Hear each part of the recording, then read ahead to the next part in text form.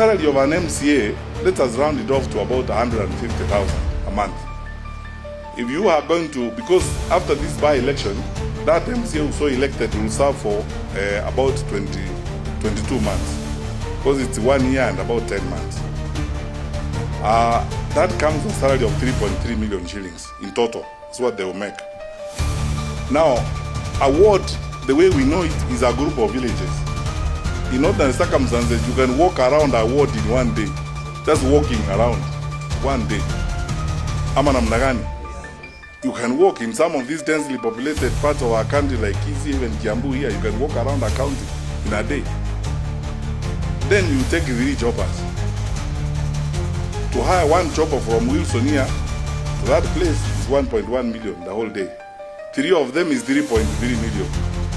So honestly, if your brain is functioning, why don't you actually call that candidate and give him that 3.3 million and tell him, have fun? Or tell him, here is the 3.3 million, you serve these people for free until election time. Sasa ukipiga hiyo hesabu, uongeze hizo pesa, plus the ones that are being used to bribe people, plus everything, in a ward. I was working down with some leaders, looking at some ballpark figures on things that we are hearing and seeing. Some of those that you see, the bribery going on. And you discover, if you spend about 200 million in a small place like that, about 2 or 3 wards, if you give me that 200 million, I'll ask you for 20 secondary schools. And I'll put 10 million shillings each in each of those secondary schools. I will expand them spectacularly. Fellow Kenyans, the Jubilee government has a plan, a consistent, focused plan on how we would provide compulsory free basic education up to Form 4. There is no empowerment that you can ever give a population than access to education. Access to education is the strongest and most powerful empowerment you can do to a population. Sasa mzee, wende kupea watu shilingi 200 na maharagwe, their children are not going to school, they will not afford going to school in January. What are we actually doing?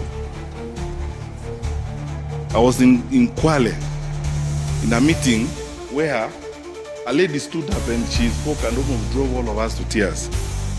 Kuhusu hii maneno ya SHA. Katuambia, unajua kuna mradi ule uliletwa na serikali yenu ya Jubilee, ulikuwa unaitwa Linda Mama. Ulikuwa unatusaidia. Mimi nawahakikishia, if you trust me mkinipea hiyo maneno, nitarudisha Linda Mama and we will clean up this madness that you are seeing katika sekta ya elimu. Then we manage our country properly. All I ask is that let us now adopt a collaborative approach. You know, the most important words in our constitution, and that's the first line of our constitution, is that we, the people of Kenya. It's not we, the executive branch of the Republic of Kenya, or we, the judiciary of the Republic of Kenya, or we, the lawyers in the Republic of Kenya. It is we, the people of Kenya. And those words belong to all of us. We've come to a point in the country when we need to have very collaborative conversations on how we deal with these issues. The Inspector General can testify to this. We have invested heavily in tracking down crime, some of it very sophisticated. But we want to ask members of the public also to collaborate with us. All these people who are running wash activities in Thika, all these characters we are picking from estates engaged in money laundering and so on, all these characters we finally trace who are trying to abduct kids live in our midst. It's very helpful sometimes for the public also to be conscious of the rising levels of crime. Some of the criminality we are dealing with, which is sophisticated, is related to lifestyle. That because we become intensely materialistic, people are running rackets, money laundering rackets that are covered for a very long time. At the time the police stumble on this, they have taken away lives. And look, my brothers and sisters, look where we find ourselves. Look at our borders, and look who are our neighbors, and look at the challenges of policing a country with the kind of porous borders that we have. In 2 years alone, we have collected close to about 14,000 guns, over 400,000 bullets from wrong hands. Tomorrow we'll be burning another huge pile of those guns. That says something about where we find ourselves. It means unless we all collaborate and come together and work together, I am happy to sit down with everyone. You know, we are public servants.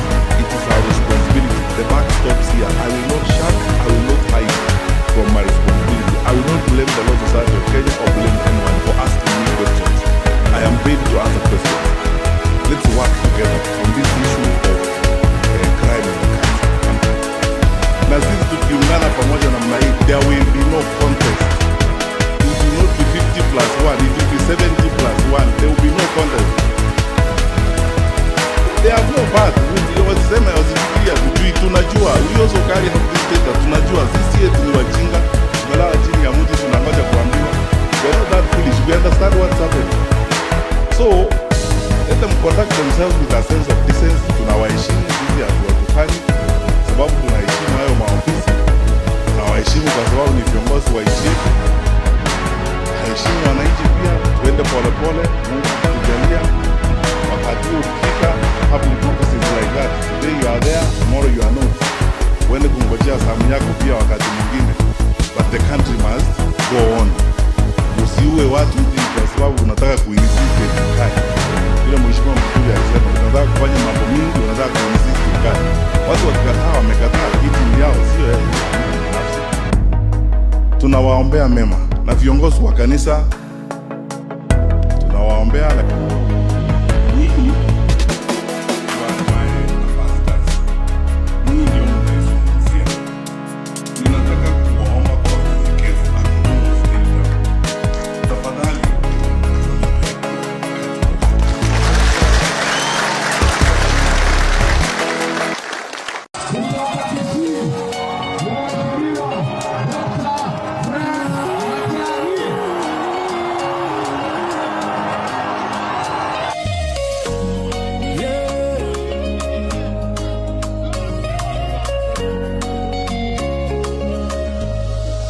every step I take, you're right here. Every breath I breathe, you're me. God of mercy, God of light, I know you're always on my side. Bless me, Lord, every day, every day. Guide my steps in every way, everywhere.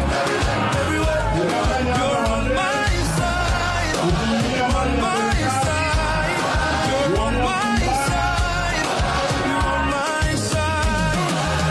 Every day, on my side, on my, every day, on my side.